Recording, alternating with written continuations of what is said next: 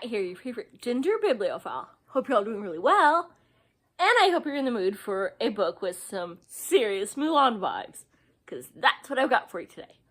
But if that's not your thing, check the description box down below for all the animals and other bookish fun. But for today, we've got Eon and the sequel Eona, but I don't still have that one because I got that on the Libby app, so. But I'm going to try to do this as spoiler-free as possible, but it is 1,300 pages between the two books, and it's a duology, so, you know, some things are kind of, you can't really talk about it without it kind of going, duh, this happened.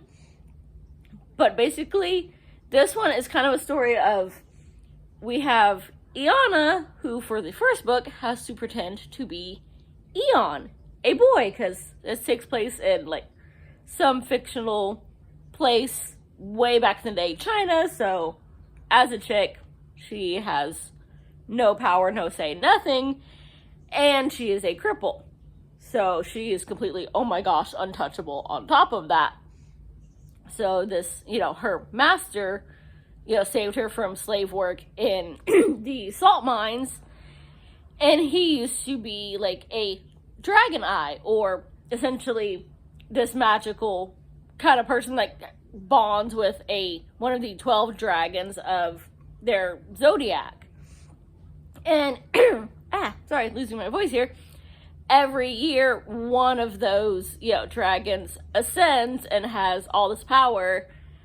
And they basically, like, all right, we're gonna stop all these natural disasters from happening because, of course, that's, you know, it's like, all right, it's all magic. Earthquakes, tsunamis, all that. Like, there's 12 dragons, but they're not fire-breathing, lizard-flying things that people can see. They're only those, like, special people can, like, see them for the most part.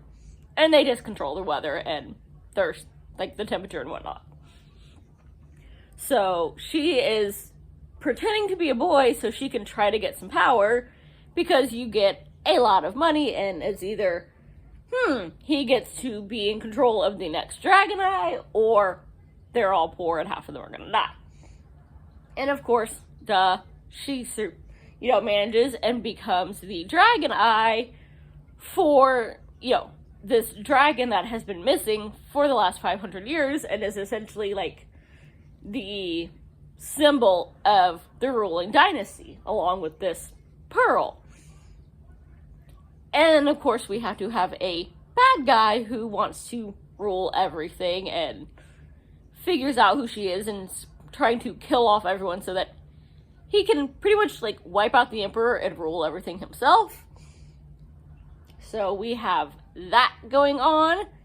And this has very much Mulan themes and is very appropriate for June, because not only do we have Eona pretending to be a boy, but we also have Lady Della, who is she's a contraire. Basically, she has sun and moon energy, as they say it, or male and female, with, of course, sun being the guys, because they're big and bright and get all the attention, and moon for the women, who are just supposed to be pale and pretty and shut the heck up. It's like, we acknowledge you, but not really. Like, even they have moon days.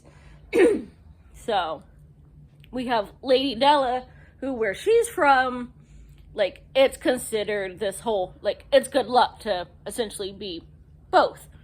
And everybody knew it was like, yeah, we were just waiting for you to admit what you were. Like, we've known since you, like, idolized your big sister, and when you were 6, you ticked her off because you stole her skirt and got it dirty playing in it, because, you know, 6-year-old played in the mud, girl or not, that's what you're gonna do. But she's always been all about dressing like a girl, and has a thing for her bodyguard, who is a eunuch that was captured in battle with this other, like, small island nation, and as punishment was turned into a eunuch. But they're giving sun drugs, so they still have all their muscle and, you know, masculine physique, but they're missing some bits.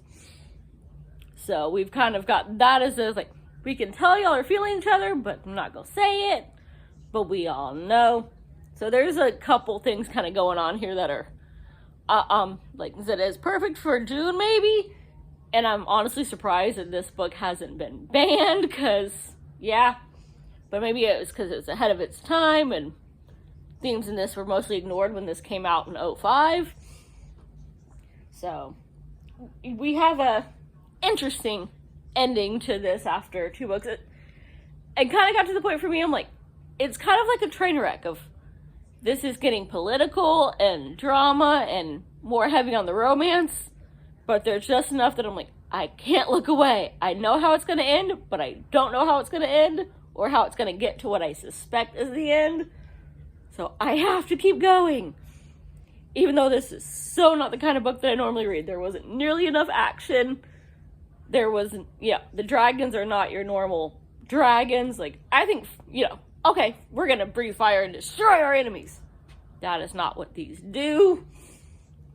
It's a lot more intrigue in a fantasy world than, fantasy and action.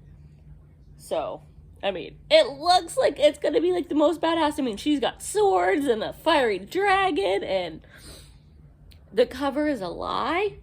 It was still a good book, but it was in the I cannot look away kind of good, not a, oh my gosh, I'm loving this, I need to read the next one kind of a thing. So, if you need something, you're feeling like, I'm kind of the outcast. Hey, the outcasts are the freaking good ones. They are the heroes. Go underdogs. But will I read this again? I have no idea. It's probably going to eventually unhaul, because I only have so much space on my shelves. But it was definitely worth reading once. So, at least for me. So, do with that what you will. Go read it. Just give that hold up at the library because you thought you were going to love it because Mulan and dragons, and now it's political and romance and weather dragons. So, there you go. Hopefully this helps some of y'all out, and I will see you soon. Bye. Happy reading.